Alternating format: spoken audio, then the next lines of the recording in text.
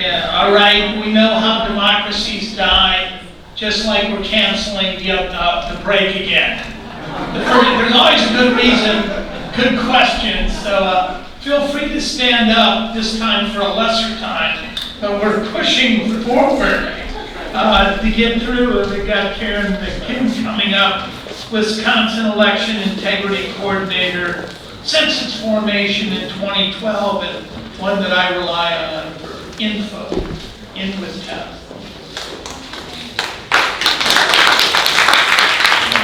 Hello, I'm Karen McKim from Wisconsin.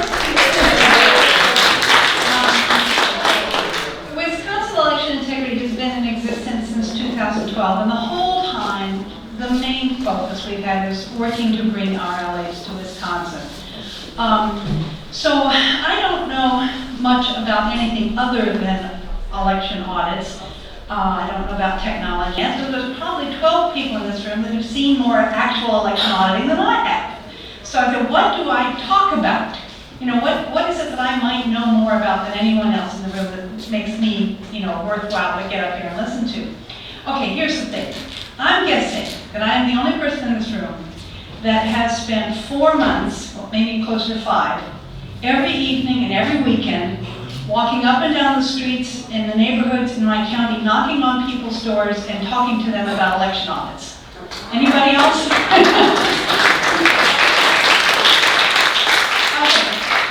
ran for county clerk in Dane County, Wisconsin, that's Madison, on a platform of bringing RLAs to Wisconsin. So I've talked to thousands of voters, election officials about election auditing, cold calls, they have no idea, they don't have any preformed ideas about it. State legislators, lots of other people. I have lots and lots of experience talking about election audits. The other thing is that when I retired in 2011, my first ambition wasn't getting involved in elections. I thought for my retirement second career I was going to be a freelance writer, and you can't be a successful freelance writer unless you have a specific topic, that you develop. And I wanted to do political conversation. We have got to learn better political conversation skills to talk to each other in a democracy. And I thought there's got to be some research on this. So I started reading and I was blogging, karenmckim.wordpress.org.com. Anyway, I also have a blog on political conversation skills. So those are my qualifications for, so my topic is how to talk about election audits to your fellow citizens, to elected officials that might not have a formed opinion yet, that sort of thing. Okay. Now these are 4 basics for all political conversation. Whether you're trying to convince someone that we need gun safety legislation or an impeachment or whatever. First of all, when you're going into the conversation, you have to clarify your own intentions before you even open your mouth, before you start the conversation. The first thing you have to do when you open your mouth is clarify a beautiful vision. What would things look like if everything was right? The next thing you have to do is describe the situation that exists. Oh, here's what would make us happy. Oh no, we collectively, all of us, need to make some change or do something different. So that's the nature of a political conversation. Okay, one by one. Clarify your own intentions before you even open your mouth. Now, this is harder than it seems because as human beings, we're all very complex. We have lizard brains, our amygdala, that operate on nothing but feelings, and we have our cerebral cortex, our reasoning brain, which is the one we think motivates us most of the time. But in fact, that lizard brain, your emotions, are always in play, no matter what you're talking about, to whom. And you need to be aware of that, as you go into a political conversation or any high motivations. They're just there. For instance, have you ever heard someone say, "Oh boy, I won that argument. I got in a lot of good singers." Now, that's a person who just conducted a conversation that was motivated by emotion, because there's no rational motive that can be accomplished by zingers. Now, that happens, and you might even say that's legitimate every now and then. But the point is you have to be aware of it. If you're going after zingers, you're not going to achieve any rational goal. Okay. I know for myself, when I'm talking to a legislator, for example, to get them to maybe sponsor some RLA legislation in Wisconsin, I know my lizard brain is telling me, oh, don't look like a kook. Oh, you have to look knowledgeable, don't look naive, and don't let this legislator see you as someone who doesn't know what they're talking about. And if I don't keep control of that, manage it, whatever. Okay, now to the rational intention. In an effective political conversation, your rational reason, rational intent, it's always some change, some action. There's some change you want to make. What is that? The effective political conversations are something about the future.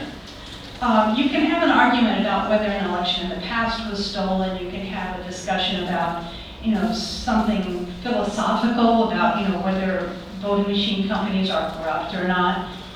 But the effective conversations are going to be about what are we going to do about it? What change are we going to make? What's the future? Focus on that. Pick a rational motive in your brain before you even open your mouth. Because every political conversation you ever have in your life is going to get off topic sooner or later. You might wander, the person you're talking to might wander. And if you've identified in your mind your intention for this conversation, you're much more able to just bring it back over and over and over again. Let it wander, come back, come back, come back. And okay, for when I'm talking to a legislator, my intent is that we can and should routinely audit election results before certification. I'm going to keep coming back to that and coming back to that.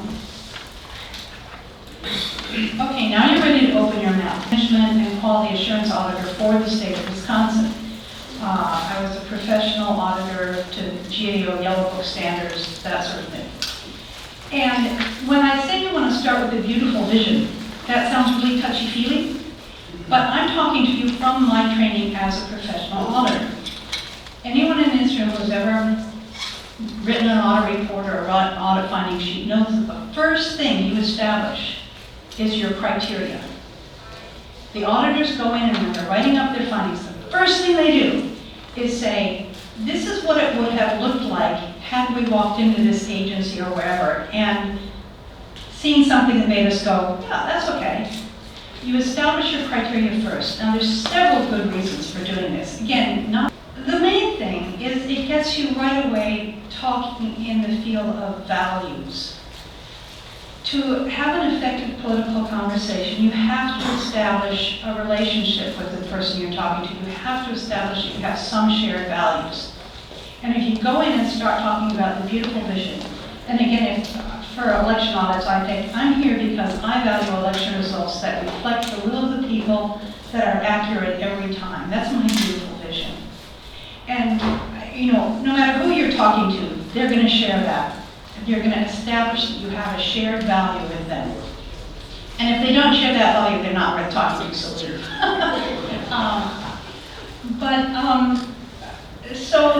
Again, this shared value, that's the value I express when I start the conversation. But the more shared values you can establish, the better. And I know, for example, when I'm talking to an election official, that there's some things that they probably value more than I do, but I don't value them as much, but I do value them. Things like voter confidence. Now, again, you probably are like me, you run into election officials that value voter confidence more than they value accuracy. So I'm going to mention that too, because it's a good thing. I share that value. When you're talking to an election official or maybe even a legislator, the other thing they value is orderly elections, no chaos, just keep things running smoothly. And to the extent you can start off by acknowledging, talk about, okay, beautiful vision, now, what have we got that exists now? When I'm talking to a legislator or an election official or even a fellow voter about election audits, I say, we want accurate results every time, but computers sometimes produce incorrect output, but we let them dictate election outcomes without checking that they got it right. Now, some of the attributes of a good condition statement are, for one thing, it's a condition that's solvable by whatever you're planning to propose. No. But notice that I focus on the condition, the observable thing that exists, not the causes. I don't go in and say, the condition that exists is that we can't trust our voting machine companies. It exists. That's much harder to argue with, it's much more concrete, they're much more likely to have seen this with their own eyes. once again, it's something that looks ahead, not to the past. I mean, this is a fixable problem. And it's also very important, if you can, to relate any political conversation you have to the listener's existing knowledge. Adults learn by, you've got these sort of pegs of what you already know in your mind, and if you can come in and hang new facts on existing pegs, I don't know how else to put that, but I think you know what I'm talking about. They're much more likely to accept what you're saying and follow your reasoning to your conclusion. Which brings me to another thing.